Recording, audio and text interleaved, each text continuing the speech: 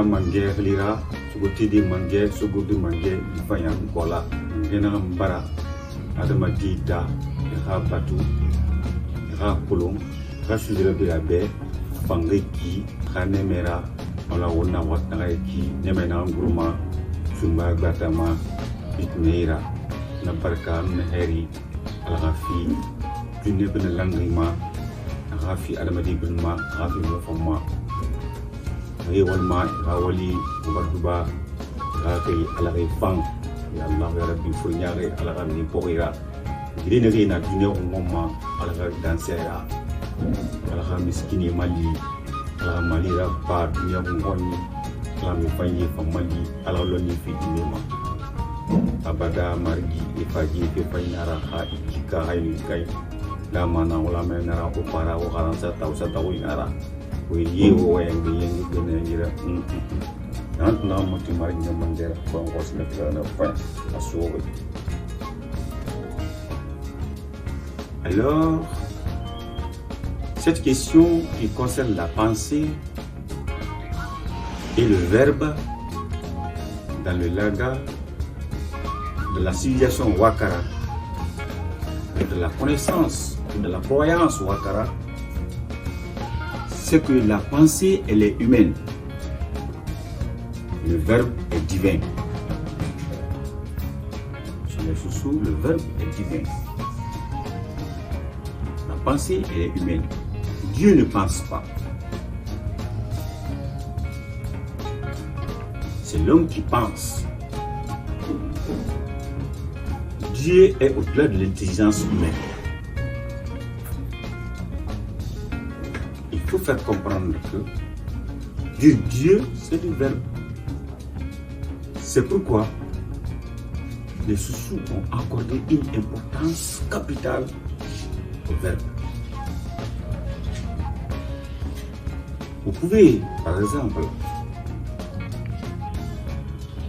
dire à une personne Ariane Namodou. Si tout le monde le dit Ariane Namodou, il deviendra Ariane Namodou. C'est que le verbe est considéré comme étant une représentation de Dieu. C'est pourquoi les uns et les autres vont auprès des grands hommes, des sages, pour demander bénédiction. La bénédiction, c'est le verbe. On dit qu'il soit béni, qu'il gagne l'abondance, qu'il gagne la richesse, la fortune. Tout cela, c'est le verbe. Tout ce qui compose ça, c'est ce qu'on appelle le divin, Dieu. Quand il veut, cela se réalise à l'immédiat. C'est pourquoi Dieu, il est verbe. C'est pourquoi les hommes, quand ils veulent, supposons, ils pensent aller en Europe, où ils pensent avoir la fortune ou un vœu quelconque, ils demandent aux humains de leur souhaiter alors du bonheur, c'est-à-dire un ensemble de verbes. Un ensemble de verbes que Dieu vous donne, la santé, la longévité, la prospérité, etc., etc. Donc, Dieu, c'est le verbe. La pensée, elle est humaine. Ça, c'est la compréhension de l'Aga. Bon, voilà ce que nous pouvons donner comme exemple typique concernant la différence entre la pensée et le verbe. Donc, je viens de le dire, la pensée, elle est humaine. Donc, Dieu ne pense pas. Mais c'est les hommes qui pensent. Mais le verbe est divin. Donc, les hommes peuvent prononcer le nom de Dieu.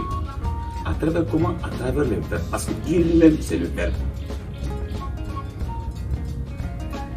Quand vous formulez des souhaits, ces souhaits-là sont des termes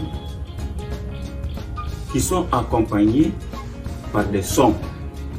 Et ce son-là, l'ensemble de cela qu'on appelle le verbe, qui compose effectivement la bénédiction. Et cette bénédiction, c'est ça Dieu. C'est pourquoi quand vous voulez prier Dieu, selon le Laga dit de lire un peu plus haut, que la voix soit traversée par la nature, par l'univers, que les échos soient reconnus par l'univers. On ne peut pas adorer Dieu dans la pensée seulement. Non. Non. Ceux qui le disent, Laga n'a jamais accepté ça. Quand vous voulez offrir quelque chose à Dieu, parle. Dieu, je vous offre cela. Ne dis pas seulement, je pense que j'ai donné ça à Dieu et que vous le faites. Non. Dis Dieu, je vous donne cela. Que la nature, l'écosystème de la nature entende. Parce que l'univers, c'est ça. L'univers entier, c'est Dieu. Donc Dieu entend ce que tu dis. On dit que vous êtes entendu. Dieu a entendu. Donc ce n'est pas la pensée que Dieu entend. C'est le verbe que Dieu entend. C'est pourquoi dans la prière, il faut toujours dire effectivement, même si c'est à son moins élevé, mais exprimez-vous-en. C'est à ce moment que alors votre prière sera exaucée. Ndenio, kunkuba, c'est l'antingoro, guria, oma, bum, kale, sira, polisirea.